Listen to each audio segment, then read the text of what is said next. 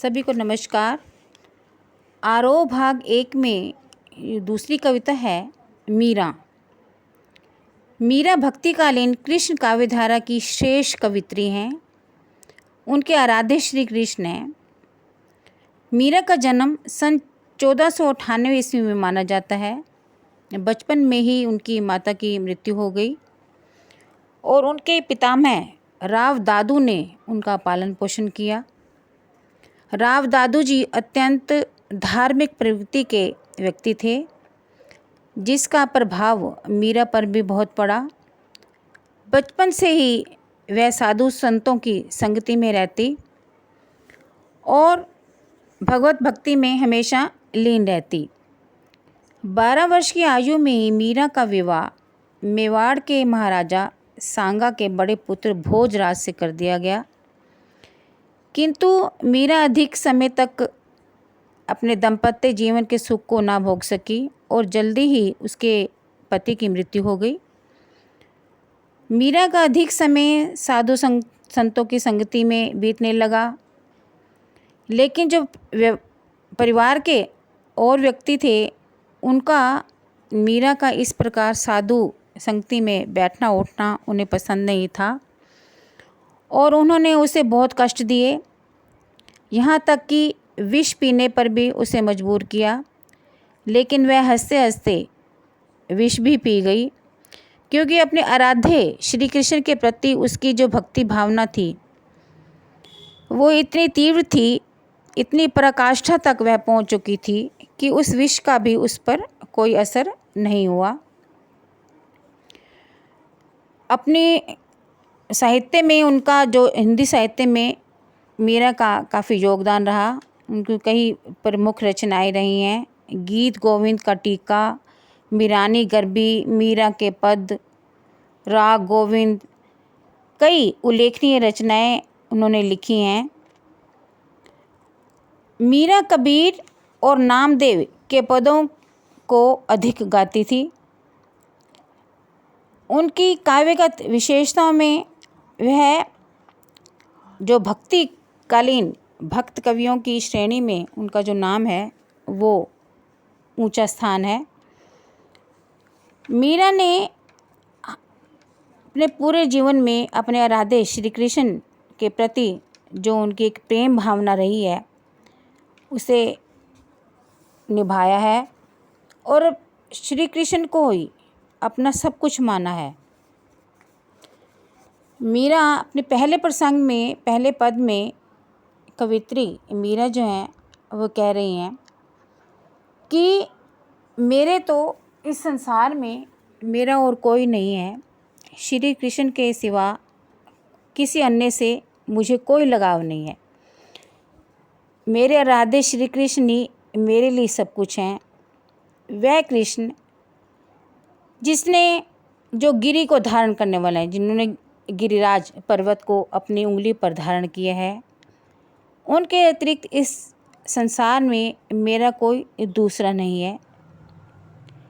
मेरे पति तो केवल वही हैं जिसने मोर के पंखों से बने मुकुट को अपने सिर पर धारण किया हुआ है। उसे छोड़कर मेरा अन्य माता पिता, भाई बहन, सगा संबंधी और कोई नहीं है। मैंने सबको त्याग दिया है। एकमात्र कृष्ण ही मेरे जीवन के आधार हैं और वही मेरे सहारा हैं। मैंने यहाँ तक कि उनके पीछे मैंने अपनी कुल की मर्यादा को भी त्याग दिया है। समाज के लोग मेरे विषय में क्या कहते हैं इसकी मुझे तनिक भी परवाह नहीं है। मेरा कोई क्या बिगाड़ लेगा, क्योंकि मेरे तो भगवान श्री कृष्ण ही सब कुछ हैं और वही मेरे रक्षक हैं। इसलिए संसार के लोग मेरा कुछ नहीं बिगाड़ सकते। मैंने अश्रु जल से सींच सींच कर प्रेम रूपी बेल बनाई है, जो इस समय इतनी बढ़ चुकी है और उस पर प्रेम रूपी फल, आनंद रूपी फल लगने लग गए हैं। अर्थात मीरा कहना चाहती है कि प्रभु श्री कृष्ण के प्रेम में उसे इतनी आनंद की अनुभूति हो रही है। फिर वो कहती हैं कि मैंने मथनी डालकर दही को बड़े प्रेम से भिगोया है। मैंने उसमें से मक्खन तो निकाल लिया, लेकिन छाछ को छोड़ दिया है। कहने का क्या भाव है कि कहने का भाव है कि मैंने खूब सोच समझकर यह निर्णय लिया है कि ईश्वर की भक्ति ही इस संसार में, जो संसार का तत्व है वो ईश्वर की भक्ति ही है। शेष संसार है वह जो है ना छाछ के समान है, यानी कि जो व्यक्ति जो मतलब कुछ भी संसारिक व्यक्ति की उन्होंने कोई परवाह नहीं की, उनकी लोक लाज की कोई परवाह नहीं की, उस संसारिकता को उन्होंने छाछ के समान माना है। वे कहती हैं कि मैं भक्तों को देखकर प्रसन्न होती हूँ, क्योंकि उन्होंने संसार के बंधन को त्याग दिया है, और संसार को देखकर मैं रोती हूँ, क्योंकि ये संसार जो है व्यर्थ ही माया के मोह में फंसा हुआ है। मीरा अपने आराध्य श्री कृष्ण से ये प्रार्थना करती है, विनती करती है कि मैं तो आपकी दासी हूँ, इसलिए मुझे इस संसार रूपी सागर से आपने ही मुझे पार उतारना है। आगे वह कहती हैं कि मैंने तो, दूसरे पद में कहती हैं कि प्रभु भक्ति में मैं इतनी लीन हूँ कि मैं समाज की परवाह किए बिना मैंने अपने पाँव में घुंघरू बांध लिए हैं और भगवत भक्ति के गीत गाती रहती हूँ। मीरा कहती हैं कि मैंने अपने नारायण अर्थात श्री कृष्ण को अपना पति रूप में मान लिया है और उन्हीं के सामने अपने प्रेम व भक्ति का प्रदर्शन करना चाहती हूँ और स्वयं को उनके सामने सच्ची साबित करना चाहती हूँ। मीरा ने अपने प्रेम की सच्चाई को अपने प्रभु के समक्ष नाच नाच कर व्यक्त किया है। लोग मीरा को पागल अथवा बावली कहते। समाज की दृष्टि में जो मीरा विवाहित थी, उनका श्री कृष्ण के प्रेम में ऐसे नाचना अनुचित माना जाता था, लेकिन उसने किसी की परवाह नहीं की, क्योंकि निश्चल मन से अपने आराध्य श्री कृष्ण के प्रति अपनी प्रेम की भावना को निभाती रही और कुल का त्याग कर दिया।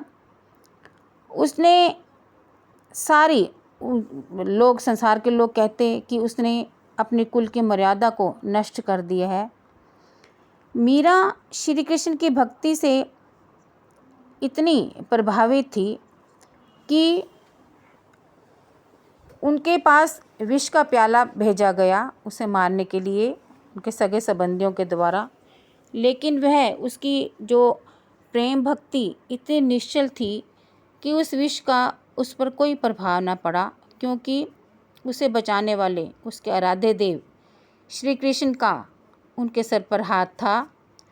तो इसलिए वह कहती हैं कि मेरे तो वही पति हैं, वही श्री कृष्ण हैं जिन्होंने अपने उंगली से गिरिराज पर्वत को धारण किया था। वे अनश्वर हैं, उनका नाश नहीं हो सकता। वे अपने भक्त जो उनकी भक्ति करते हैं उन्हें सहज रूप से मिल जाते हैं। कहने का क्या भाव है कि भगवान जो हैं वो भाव के भूखे हैं। सच्चे मन से, सच्चे हृदय से ईश्वर की जो आराधना करता है वह उसे बड़ी आसानी से मिल जाते हैं।